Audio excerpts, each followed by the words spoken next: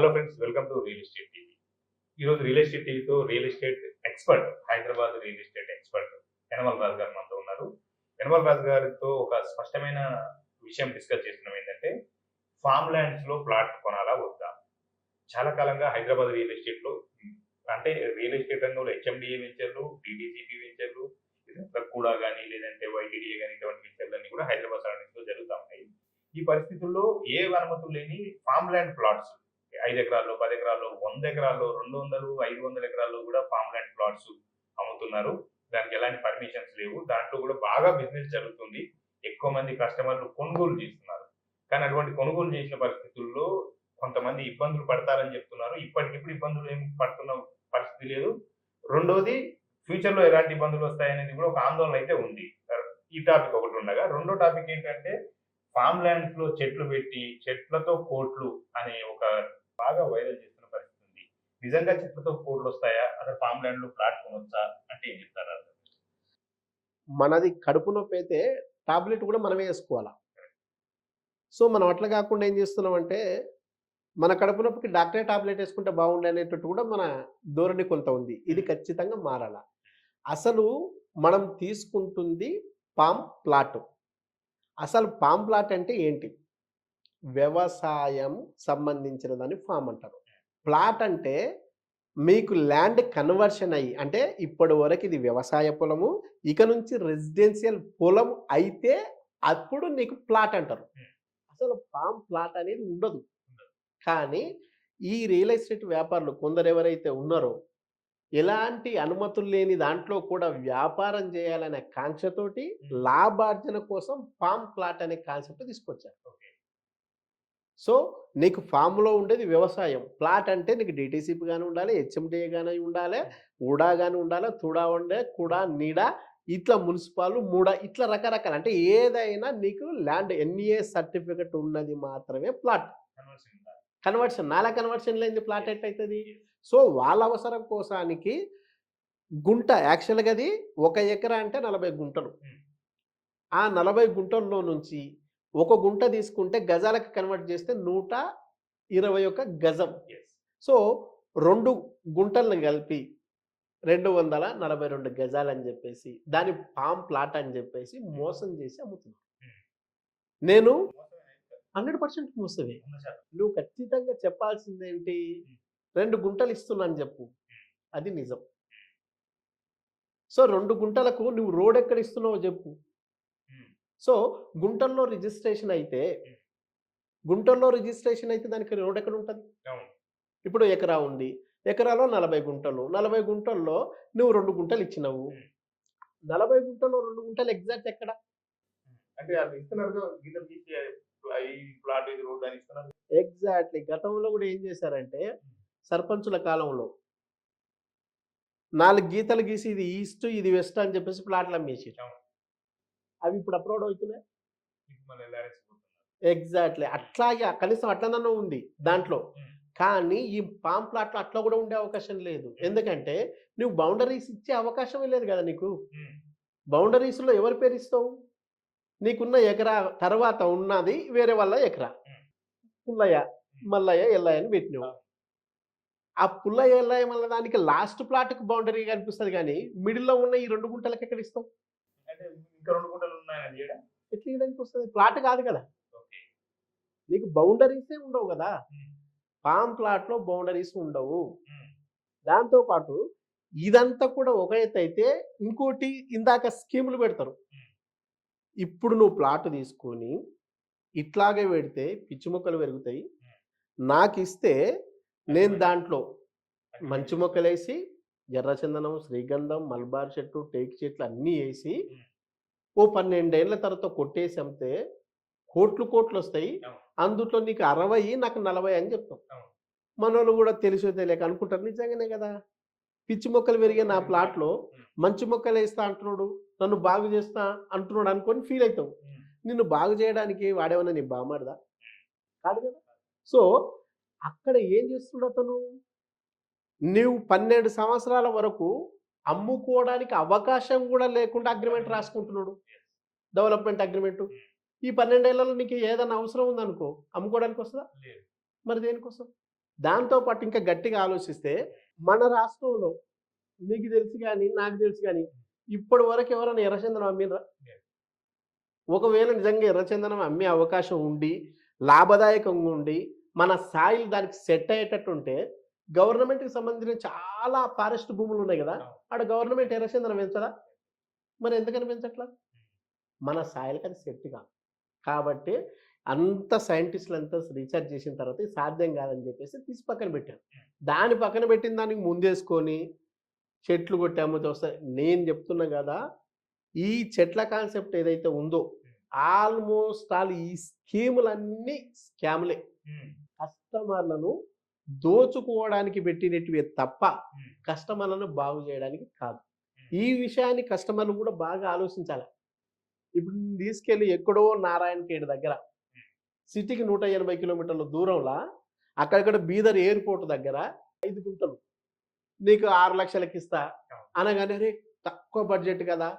పోయి తీసుకుంటావు అంటే నీకు హైదరాబాద్ సిటీ పెరగడానికంటే ఓ 2-3 కిలోమీటర్లు పెరగడానికే సంవత్సరం, 2 సంవత్సరాలు పడతది. మరి అటువంటిది 180 కిలోమీటర్ల వరకు హైదరాబాద్ ఎప్పుడు పెరగాలి? జహీరాబాద్ వరకు ఎప్పుడు పోవాలా? ఇవన్నీ ఫిల్ చేసుకుంటూ పోవడానికి ఎన్ని సంవత్సరాలు పడుతుంది? హైటెక్ సిటీ లాంటిదే ఫుల్ ఫ్లెడ్జ్డ్‌గా డెవలప్ కావడానికి దాదాపు 25-30 సంవత్సరాలు పట్టింది. ఏది మనకు పంజాగుట్ట నుంచి హైటెక్ సిటీ రావడానికి అన్ని ఇయర్స్ పడితే, మరి హైదరాబాద్ ఏదైతే ఇప్పుడు ఫర్ ఎగ్జాంపుల్ సంగారెడ్డిని తీసుకుంటే కూడా నియర్ బై 100 కిలోమీటర్స్‌కి పైగా ఉంటది. అవి ఎట్లా డెవలప్ అయితాయి? అంటే వాళ్ళు ఫార్మ్ ల్యాండ్స్‌లో చెప్పేది ఏంటంటే, మీకు రెసిడెన్షియల్‌గా డెవలప్ కాదు. మేము చెట్లు పెడతాం, కోట్లు ఇస్తాము. మీకంటూ ఒక ల్యాండ్ ఉంటది. నాగరాజు అనేటి ఆయనకి అసలు ల్యాండే లేదు. నీకు ఒక 500 2 గుంటలు, 3 గుంటల భూమి ఉంటే నువ్వు హ్యాపీ కదా! నీకు భవిష్యత్తులో నీకు ఆడ పోయి వ్యవసాయం చేసుకుంటా అంటే చేసుకోవచ్చు కదా! రెసిడెన్షియల్ పర్పస్ అంటలేదు. ఓన్లీ మీరు అగ్రికల్చర్ చేసుకోవాలి. మీరు శ్రీగంధం ఎర్రచందనం ద్వారా కోట్లొస్తాయి. ఇదే చెప్తున్నారు. పోనీ రైతులని ఇప్పుడు ఇదే రైతే రాజు అని చెప్పినాం కదా! రెగ్యులర్‌గా వ్యవసాయం చేసే రైతే ఇప్పటికి రాజు కాలేదు. నువ్వెట్లా రాజు అవుతావు? సూసైడ్ చేసుకుంటున్నావు. మరి మీరెట్లా చేసుకుంటారు? 5 గుంటలు ఏ వ్యవసాయం చేసుకుంటావు? ఇంకా కొంతమంది సార్ ఆడ మంచి రిసార్ట్స్ ఇస్తున్నారు సార్. మా నాయన ఒక ఆయన ఆలేరు నుంచి ఫోన్ చేసిండు.